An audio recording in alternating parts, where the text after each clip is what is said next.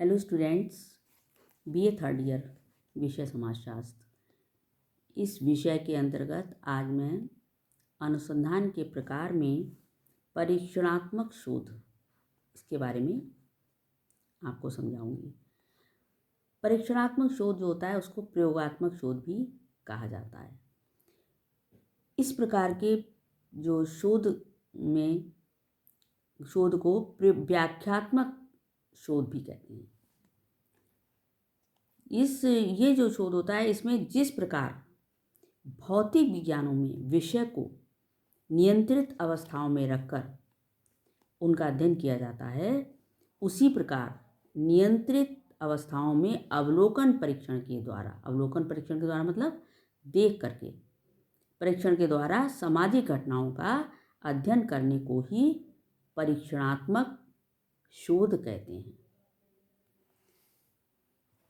इस प्रकार के शोध में सामाजिक घटनाओं के कुछ पक्षों या चरों को नियंत्रित कर लिया जाता है और शेष चरों पर नवीन परिस्थितियों के प्रभाव का पता लगाया जाता है। इस प्रकार के शोध द्वारा ये ज्ञात किया जाता है कि किसी समूह, समुदाय या सामाजिक तथ्य, सामाजिक घटना आदि पर किसी नवीन परिस्थिति का कैसा और कितना प्रभाव पड़ा है। यहाँ नियंत्रित दशा में प्रयोग किया जाता है। इस प्रकार के शोध का अर्थ स्पष्ट करते हुए चेपिन ने बताया है कि प्रयोग नियंत्रित दशाओं में किया जाने वाला अवलोकन मात्र है।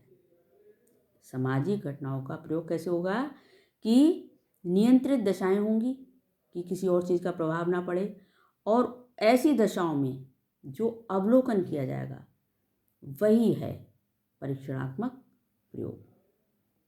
जब केवल अवलोकन किसी समस्या को प्रभावित करने वाले कारकों का पता लगाने में असफल रहता है, तब वैज्ञानिक के लिए प्रयोग का सहारा लेना आवश्यक हो जाता है। इसी बात को विमल शाह ने भी प्रस्तुत किया है कि प्रयोग शब्द शोध के उस भाग की ओर निर्देशित करता है जिसमें कुछ चरों को नियंत्रित कर लिया जाता है, जबकि अन्य में परिवर्तन लाया जाता है और उनके प्रभावों को नियंत्रित चरों पर देखा जाता है।